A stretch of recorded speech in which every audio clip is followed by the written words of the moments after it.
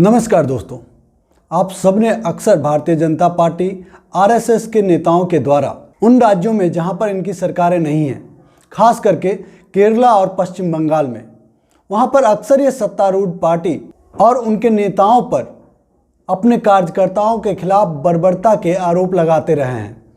लेकिन आज ये जो सच मैं दिखाने जा रहा हूँ, ये जानकर, ये देखकर शायद आपकी आंखें खुल जाए, क्योंकि आपको पता है कि जब ये लोग सत्तारूढ़ पार्टी पर निशाना साधते हैं तो इसके पीछे कहीं ना कहीं एक खास बिरादरी मुस्लिम कौम की ओर उनका इशारा होता है। ये संघी भाजपाई लोग खास करके मुस्लिम लोगों पर ये आरोप लगाते रहे हैं। दोस्तों, इसलिए भी आज मैं इस खबर पर बात करना बेहद ज़रूरी समझा। आप सभी से निवेदन है, चूँकि आज इस घटना को, जिस घटना पर मैं बात करने वाला हूँ, इस घटना को हुए कम से कम 2 दिन हो चुके हैं। घटना शनिवार शाम की है। यह घटना कन्नूर केरला की है, जिसे वहां के अखबारों ने रविवार को छापा था। इसके बाद द हिंदू जैसे, इंडिया टुडे जैसे ग्रुप ने भी इसे छापा था। लेकिन अफसोस की बात यह रही कि मेन स्ट्रीम मीडिया, अगर देश के विपक्षी दलों के घरों में एक कुत्ते की भी सामान्य मौत हो जाए तो उसके लिए हाय तौबा करने लगती है। जहां पर केरला में इतनी बड़ी कांड हो गई, लेकिन किसी ने भी इस खबर को चलाना जरूरी नहीं समझा। सबसे पहले आपके सामने ये screenshot. Blast at RSS workers house in Kannur during bomb making. जी हाँ, यहाँ पर ध्यान दीजिएगा, बॉम्ब मेकिंग। खबर कहता है कि बम बनाने के दौरान आरएसएस कार्यकर्ता के घर में बम ब्लास्ट हो गया। दरअसल ये खबर कन्नूर का है, कन्नूर केरला में पड़ता है। आरएसएस कार्यकर्ता अलाकोडे बिजू, जो कि सीपीआईएम नेता धनराज मर्डर केस का भी आरोपी है, वह अपने घर में बम बना रहा था और इसी दौरान बम ब्लास्ट हो जाता है, जिसमें उसके हथेली बुरी तरीके से इंजर्ड हो जाती है। उसकी 2 उंगलियां भी कट जाती है। कन्नूर का यह इलाका पेरिंगोम पुलिस स्टेशन के क्षेत्र में आता है, जिसके बाद पुलिस वहां पर पहुंची, लेकिन तब तक आरएसएस कार्यकर्ता वहां से जा चुका था। वह गुपचुप तरीके से कोझिकोड मेडिकल कॉलेज हॉस्पिटल में अपना इलाज करवा रहा था। वहां पर पुलिस पहुंची, उसके बयान लिए और पुलिस ने इन्वेस्टिगेशन शुरू कर दिया है। दरअसल दोस्तों, आपको बता दें कि इस तरह की खबर करने के लिए, इस तरह की खबरों पर बात करने के लिए आपको आज़ाद रहना बेहद ज़रूरी है। आप जब तक मालिक के फेंके हुए टुकड़े पर पलते रहेंगे तब तक आप भौंक नहीं पाएंगे। जब तक आप किसी पार्टी से वफादारी करेंगे तब तक आप देश का भला नहीं कर सकते, अपने मूल कर्तव्यों को कभी भी निभा नहीं सकते। आज ज़्यादातर मीडिया को देश की सत्तारूढ़ पार्टी से फंड मिलते हैं, एडवर्टीजमेंट मिलते हैं। आप सबने अलग अलग समय पर देखा है कि अगर कोई मीडिया घराना उसके खिलाफ चू भी करता है तो उसके ऐड बंद कर दिए जाते हैं। उसके टीवी पर डिबेट के दौरान अपने कार्यकर्ता भेजने बंद कर दिए जाते हैं। ऐसे में भला बताइए कि कौन सा टीवी चैनल होगा, कौन सा एंकर होगा जो इस तरह की खबरें आपको दिखाए? किसका दिमाग खराब हुआ है? और दोस्तों, आपको बता दें कि आरएसएस का ये कृत्य कोई पहला और आखिरी नहीं है।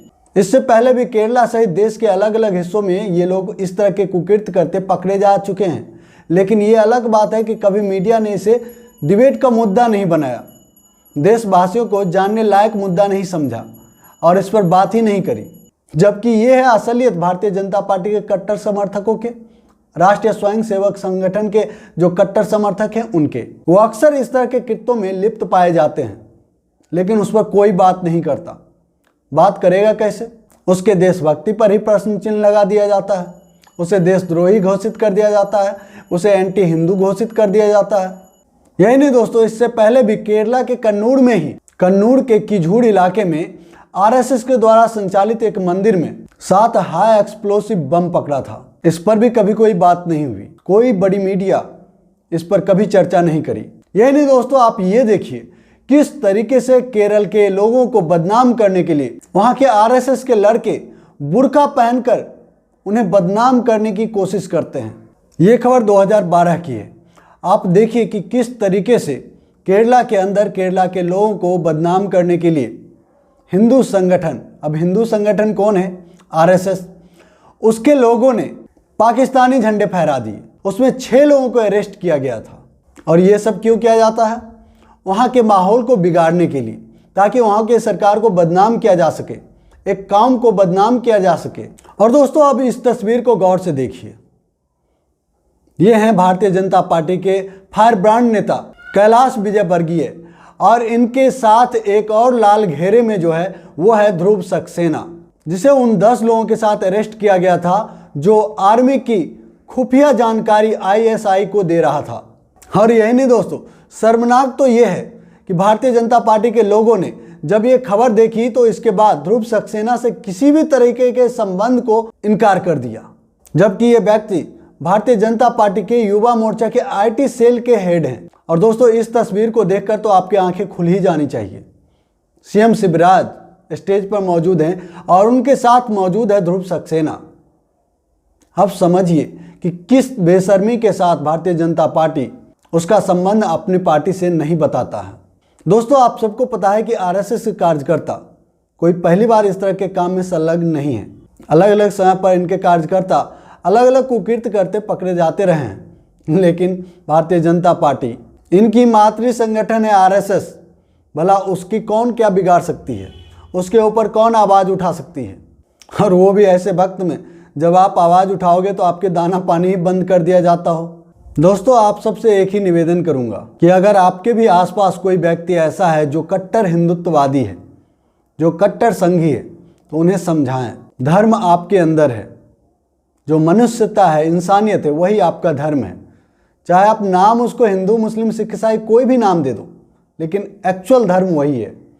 और उस धर्म के लिए आपको मानव बम बनने की कोई आवश्यकता नहीं है और किसी दंगाई, आतंकी, विनाशकारी मस्तिष्क के चाल के ऊपर चलने की तो कतई आवश्यकता नहीं है। हो सकता है आप इस तरह के राह पर चलेंगे, आप इस दुनिया से चले जाएंगे, लेकिन आप ही के माँ बाप को, आप ही के भाई बहन को, आप ही के परिवार को वह सब भुगतना होगा जिसके बारे में आपने कभी सपने में भी नहीं सोचा होगा। इस टॉपिक पर इतना ही। अगर हमारी ये प्रस्तुति अच्छी लगी, आपको लगता है कि देश भर के लोगों को ये जानकारी होनी चाहिए, ये न्यूज़ फैलनी चाहिए, तो प्लीज़ वीडियो को शेयर कीजिए। और जो दोस्त पहली बार हमारे चैनल पर, आपसे निवेदन है कि हमारे चैनल को सब्सक्राइब कर ले और घंटी के बटन को जोर दबा दे ताकि हमारा हर एक वीडियो सबसे पहले आपको मिले। जय हिंद, जय भारत, जय संविधान।